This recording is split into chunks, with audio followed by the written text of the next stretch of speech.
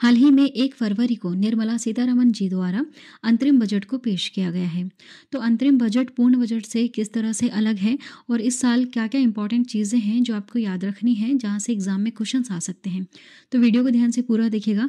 हम बजट से रिलेटेड सारे क्वेश्चंस यहाँ पर कवर करने वाले हैं और लास्ट में क्वेश्चन पूछेंगे जिसका आंसर आपको कमेंट करना है। चलिए शुरू करेंगे वीडियो को। क्वेश्चन नंबर फर्स्ट, वर्ष 2024-25 के लिए अंतरिम बजट 1 फरवरी को किसने पेश किया? किसने पेश किया है? निर्मला सीतारमण ने। ये कौन है? वर्तमान में वित्त मंत्री हैं। देखिए अब यहाँ पर हम कवर करते हैं अंतरिम बजट और पूर्ण बजट दोनों में क्या फ़र्क है। देखिए अप्रैल मई में लोकसभा चुनाव अभी होने वाले हैं। उससे पहले कुछ महीने की आय और व्यय की जानकारी दी जाती है। हर साल सरकार का पूर्ण बजट आता है वैसे तो, जो पूरे वित्तीय वर्ष के लिए होता है, लेकिन जिस साल लोकसभा चुनाव होने होते हैं उस वर्ष कुछ महीने के लिए अंतरिम बजट पेश किया जाता है। ठीक है, देखिए अंतरिम बजट में सरकार का खर्च, राजस्व, राजकोषीय घाटा, वित्तीय प्रदर्शन और अगले कुछ महीनों का अनुमान जारी होता है। वहीं पूर्ण बजट में पूरे वित्तीय वर्ष का ही लेखा जोखा पेश किया जाता है। चुनावी वर्ष में पूर्ण बजट नहीं आता है। क्यों नहीं आता है? क्योंकि कुछ भी हो सकता है। जैसे अप्रैल मई में लोकसभा चुनाव होने हैं तो किसी और की भी सरकार आ सकती है, फिर कुछ भी ऐसा हो सकता है जो शायद उनके लिए सही ना हो या फिर इस सरकार के लिए सही ना हो, इसलिए पूरी तरह से इस चीज़ को नहीं लेकर आते। यहाँ पर इसे अंतरिम बजट कहा जाता है, क्योंकि जो नई सरकार बनेगी फिर वो शायद अपने हिसाब से कुछ अलग करना चाहे, इसलिए यहाँ पर इतनी इतनी बड़ी घोषणाएं नहीं की गई हैं, जैसे कि आपने अभी सुना होगा, है ना। देखिए चुनाव खत्म होने के बाद ही नई सरकार बजट लेकर आती है। अगला सवाल देखिएगा, वित्त मंत्री निर्मला सीतारमण का यह लगातार कौन सा बजट है? लगातार की बात करें हम तो यह है इनका 6वां बजट। लगातार इन्होंने 6 बार बजट पेश किया है। पहली बार 2019 में, फिर 20, 21, 22, 23 और अब 2024 में। निर्मला सीतारमण देश की वित्त मंत्री हैं। इनके द्वारा 6वां बजट पेश किया गया। देखिए भारत की पहली पूर्णकालिक महिला वित्त मंत्री के रूप में 2019 में निर्मला सीतारमण जी द्वारा बजट भाषण जो पहली बार पेश किया गया था वह 2 घंटे 17 मिनट तक चला था। फिर 2020 में इन्होंने 2 घंटे 40 मिनट तक भाषण पढ़ा था, जो अभी तक का एक इतिहास है सबसे लंबा बजट भाषण, 2 घंटे 40 मिनट का। फिर साल 2021 में थोड़ा कम हुआ। देखिए यहाँ पर 1 घंटे और 50 मिनट का ही समय लिया उन्होंने। फिर 2022 में और कम हो गया, 92 मिनट का। फिर 2023 में 87 मिनट का हुआ। और अभी क्योंकि अंतरिम बजट था तो इतना बड़ा नहीं था। अंतरिम बजट में क्या होता है, जो सरकार ने अभी तक काम कर रखा है उसको ही बताया जाता है अच्छी तरह से, और उन्हीं योजनाओं को थोड़ा सा आगे बढ़ाया जाता है और उनमें थोड़ा सा और बजट को ऐड किया जाता है। ठीक है, देखिए 2024 में निर्मला सीतारमण 56 मिनट का बजट भाषण इन्होंने सुनाया, जो उनका अब तक का सबसे छोटा बजट भाषण है। और सदन में सबसे लंबा बजट भाषण देने का श्रेय भी नहीं जाता है, क्योंकि 2020 में इन्होंने 2 घंटे 40 मिनट तक भाषण पढ़ा था। अगला सवाल, भारतीय संविधान के किस अनुच्छेद के तहत केंद्र सरकार संसद में बजट पेश करती है? कौन से अनुच्छेद के तहत? तो अनुच्छेद है 112। 112 अनुच्छेद क्या कहता है? देखिए भारतीय संविधान के अनुच्छेद 112 में भारत के केंद्रीय बजट को वार्षिक वित्तीय विवरण के रूप में निर्देशित किया गया है, जो कि भारतीय गणराज्य का वार्षिक बजट होता है, जिसे प्रत्येक वर्ष फरवरी के पहले दिन भारत के वित्त मंत्री द्वारा संसद में पेश किया जाता है। ठीक है, अगला सवाल देखिएगा, अंतरिम बजट 2024 में किस मंत्रालय को सबसे अधिक बजट आवंटित किया गया? सबसे अधिक बजट जो मिला है वह मिला है रक्षा मंत्रालय को। कितना? 6.2 लाख करोड़। उसके बाद मिला है सड़क परिवहन और राजमार्ग मंत्रालय को दूसरे नंबर पर, जो है 2.78 लाख करोड़ है। देखिए यहाँ पर हम डिस्कस करेंगे ना आगे। अंतरिम बजट की मुख्य विशेषताएं वित्तीय वर्ष 2024-25 के लिए सड़क परिवहन और राजमार्ग मंत्रालय को 2.78 लाख करोड़ दिए गए हैं, जो दूसरे नंबर पर आता है। उसके बाद रेल मंत्रालय देखिएगा 2.55 लाख करोड़, इतना बजट आवंटित किया गया। उपभोक्ता मामले, खाद्य और सार्वजनिक वितरण मामले के लिए 2.1 लाख करोड़। रक्षा मंत्रालय सबसे ज़्यादा मिला है 6.2 लाख करोड़। ठीक है, जो काफ़ी ज़्यादा ज़रूरी भी है। गृह मंत्रालय को 2.03 लाख करोड़। ग्रामीण विकास मंत्रालय को 1.77 लाख करोड़। कृषि मंत्रालय को 1.27 लाख करोड़। देखिए कराधान और आयात शुल्क से संबंधित कोई बदलाव नहीं देखने के लिए मिली, जैसे पहले था अभी भी वैसा ही है। यहाँ पर कुछ योजनाएं हैं जिसे लेकर के बहुत बड़ी घोषणाएं की गई हैं। देखिए सभी आशा कर्मी बहनों, आंगनवाड़ी कार्यकर्ता जो हैं उन्हें आयुष्मान भारत योजना के दायरे में लाया जाएगा। सूर्योदय योजना के तहत 1 करोड़ घरों में 300 यूनिट सोलर बिजली फ्री दी जाएगी। 2 करोड़ नए घर प्रधानमंत्री योजना के तहत बनाए जाएंगे। देखिए सूर्योदय योजना क्या है? सूर्योदय नाम आपको समझ में आ रहा होगा। यहाँ पर जो घर में इलेक्ट्रिसिटी आएगी वो एक्चुअली सोलर पैनल के थ्रू से आएगी। तो जो 1 करोड़ घरों में लगाया जाएगा सोलर पैनल, उनमें जो 300 यूनिट सोलर बिजली होगी ना, वो फ्री दी जाएगी, ये कह रहे हैं। ठीक है। और देखिए लखपति दीदी योजना के तहत 3 करोड़ लखपति दीदी बनाई जाएंगी। ब्लू इकोनॉमी 2.0 के तहत नई योजनाएं शुरू की जाएंगी। ब्लू इकोनॉमी क्या है? ब्लू से समझेगा, ब्लू मीन्स पानी, वाटर। तो जो भी राज्य या फिर जो भी ऐसे हैं जो पानी के आसपास रह रहे हैं, तट के किनारे रहते हैं, तो पानी से संबंधित या फिर वो जो समुद्र वगैरह है वो क्षेत्र है, वहाँ से संबंधित नई नई योजनाएं शुरू की जाएंगी। ठीक है, इसे कहते हैं ब्लू इकोनॉमी 2.0। आगे बढ़ेंगे अब हम नेक्स्ट क्वेश्चन की तरफ। जनवरी 2024 में किस मंत्रालय ने the Indian economy a review शीर्षक से रिपोर्ट जारी की? तो यह रिपोर्ट किसने जारी की है? वित्त मंत्रालय ने। वित्त मंत्रालय ने भारतीय अर्थव्यवस्था के सामने आने वाली 4 चुनौतियों को रेखांकित किया है, जिसमें सेवा क्षेत्र के लिए एआई खतरा, ऊर्जा सुरक्षा, आर्थिक विकास के बीच व्यापार बंद, वैश्विक विकास का प्रभाव और कुशल कार्यबल की उपलब्धता शामिल है। देखिए रिपोर्ट 2030 तक $7 ट्रिलियन की अर्थव्यवस्था बनाने की आकांक्षा को प्राप्त करने के लिए इन चुनौतियों का समाधान करने के महत्व पर जोर देती है।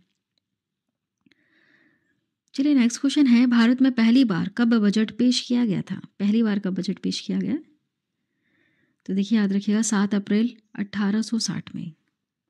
7 अप्रैल 1860 में पहली बार बजट पेश किया गया था। उस समय ब्रिटिश क्राउन हुआ करता था, है ना। देखिए भारत में पहली बार जो बजट है 7 अप्रैल 1860 को पेश किया गया था। उस समय देश ब्रिटिश शासन के अधीन हुआ करता था। स्कॉटिश अर्थशास्त्री और ईस्ट इंडिया कंपनी के राजनेता जेम्स विल्सन ने देश का पहला बजट ब्रिटिश क्राउन के सामने पेश किया था। देखिए स्वतंत्र भारत का पहला बजट वर्ष 1947 में किसके द्वारा पेश किया गया था? स्वतंत्र भारत का। तो देखिए आंसर यहाँ पर ये वाला सही हो जाएगा, आर.के. सन्मुखम चेट्टी। आर.के. सन्मुखम चेट्टी जो है, इन्होंने स्वतंत्र भारत का पहला बजट 1947 में पेश किया था। स्वतंत्र भारत का पहला बजट 26 नवंबर 1947 में आर.के. सन्मुखम चेट्टी द्वारा पेश किया गया। यह बजट 15 अगस्त 1947 से 31 मार्च 1948 तक के 7.5 माह की अवधि के लिए बनाया गया था। देखिए अभी तक सबसे ज़्यादा 10 बार बजट किसने प्रस्तुत किया? किसने किया है? तो मोरारजी देसाई ने। इन्होंने 10 बार बजट पेश किया है ना। अभी तक सबसे ज़्यादा रिकॉर्ड है इनके नाम। देखिए थोड़ा सा डिटेल में कवर करेंगे। सबसे ज़्यादा बार बजट पेश करने का रिकॉर्ड पूर्व प्रधानमंत्री मोरारजी देसाई के नाम पर दर्ज है। उन्होंने 1962 से 69 के बीच वित्त मंत्री रहते हुए सर्वाधिक 10 बार बजट पेश किया। उन्होंने कुल 10 बजट पेश किए, जबकि पी चिदम्बरम जो है उन्होंने 8 बार बजट पेश किया है ना। तो ये कुछ रिकॉर्ड्स हैं इनके नाम पर। देखिए बजट की शुरुआत कहाँ से हुई है? इसकी शुरुआत इंग्लैंड से हुई है। बजट की शुरुआत इंग्लैंड से हुई। 1760 की शुरुआत में राजकोष के चांसलर ने प्रत्येक वित्तीय वर्ष के शुरू में संसद में राष्ट्रीय बजट पेश करना शुरू किया। सबसे लंबे बजट भाषण का रिकॉर्ड किस वित्त मंत्री के नाम है? जैसा भी हमने देखा निर्मला सीतारमण, है ना। इनके नाम है। कितना लंबा? 2 घंटे 40 मिनट का। देखिए सबसे लंबे बजट भाषण का रिकॉर्ड मौजूदा वित्त मंत्री निर्मला सीतारमण के नाम है। उन्होंने 1 फरवरी 2020 को यूनियन बजट 2020-21 पेश करते हुए 2 घंटे 40 मिनट लंबा बजट भाषण दिया था। नेक्स्ट क्वेश्चन है, देश का सबसे छोटा बजट किसने पेश किया था? सबसे छोटा जो बजट है वह हीरो भाई मुलजी भाई पटेल ने पेश किया था। ये मात्र 800 शब्दों का ही था। देखिए, देश का सबसे छोटा बजट केवल 800 शब्दों का था, जो 1977 के वित्त मंत्री थे उस समय, हीरू भाई मुलजी भाई पटेल, इन्होंने पेश किया था। अगला सवाल, हर साल बजट किसके द्वारा पेश किया जाता है? जो वर्तमान में उस समय वित्त मंत्री होते हैं वो पेश करते हैं बजट को, है ना। देखिए, अगला सवाल है, भारत में वित्तीय वर्ष का पीरियड कब से कब तक होता है? कब से कब तक होता है? तो 1 अप्रैल से 31 मार्च तक होता है। 1 अप्रैल से 31 मार्च तक ये वित्तीय वर्ष होता है।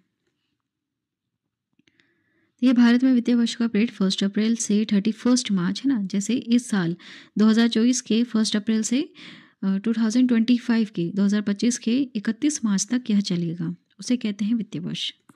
देश का केंद्रीय पूर्ण बजट इसी अवधि के लिए पेश किया जाता है। पहली बार किस महिला वित्त मंत्री ने बजट पेश किया? पहली बार किसने किया? तो श्रीमती इंदिरा गांधी, इन्होंने बजट पेश किया था। उस समय ये पीएम भी थी। देखिए, पहली बार महिला वित्त मंत्री ने बजट पेश किया 1970 में। इंदिरा गांधी ने पहली महिला वित्त मंत्री के तौर पर बजट पेश किया। उस दौरान पीएम के अलावा उनके पास वित्त मंत्रालय का भी प्रभार था। ठीक है, प्रधानमंत्री भी थी और वित्त मंत्रालय भी इन्हीं के अंडर में था। चलिए नेक्स्ट देखिएगा, बजट का शाब्दिक अर्थ क्या होता है? इसका शाब्दिक अर्थ होता है चमड़े का थैला। बजट शब्द का विकास फ्रेंच शब्द बुजेट से हुआ है, जिसका शाब्दिक अर्थ होता है एक छोटा चमड़े का थैला। नेक्स्ट क्वेश्चन है, कितने दिन पहले शुरू हो जाती है बजट की तैयारियां? तो देखिए, 6 महीने पहले से ही शुरू हो जाती हैं यह सारी तैयारियां। बजट बनाने की तैयारियां करीब 6 महीने पहले यानी आमतौर पर सितंबर से ही शुरू हो जाती है। अगला सवाल है, पहली बार देश में पेपरलेस बजट किसने पेश किया था? पेपरलेस बजट जो है यह निर्मला सीतारमण ने ही पेश किया था। देखिए, देश का बजट सत्र किसके अभिभाषण से शुरू होता है? किसके अभिभाषण से शुरू किया जाता है? जो वर्तमान के राष्ट्रपति हैं उनके अभिभाषण से शुरू होता है। अगला सवाल है, अप्रैल की किस तिथि से लागू होता है बजट? तो 1 अप्रैल से। कब तक के लिए? 31 मार्च के लिए। देखिए, 1 अप्रैल से लागू होता है बजट। बजट पेश होने के बाद इसे संसद के दोनों सदनों यानी लोकसभा और राज्यसभा से पास करना भी ज़रूरी होता है। दोनों सदनों के पास होने के बाद बजट आगामी वित्तीय वर्ष के पहले दिन यानी 1 अप्रैल से लागू हो जाता है। देश में मौजूदा वित्तीय वर्ष की अवधि 1 अप्रैल से 31 मार्च तक होती है। चलिए, ये थे कुछ इंपॉर्टेंट क्वेश्चंस। अब हम यहाँ पर कुछ इंपॉर्टेंट पॉइंट्स भी कवर करेंगे। थोड़ा सा यहाँ पर इतिहास जान लेते हैं। यदि वार्षिक संघीय बजट लोकसभा द्वारा पारित नहीं होता है तो जो प्रधानमंत्री हैं अपने मंत्रिपरिषद का त्यागपत्र पेश कर देता है।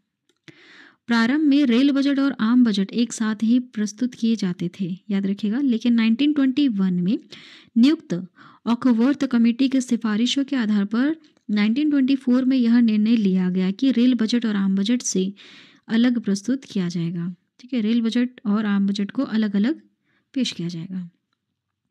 फिर 1925 में पहली बार रेल बजट को अलग से पेश किया गया और तभी से रेल बजट को आम बजट से अलग प्रस्तुत किया गया जाने लगा, है ना। लेकिन 2017 में भाजपा सरकार ने रेल बजट को आम बजट के साथ पेश करने का निर्णय लिया। 2017 से के बाद से आप देख रहे होंगे रेल बजट को आम बजट के साथ ही पेश किया जाता है।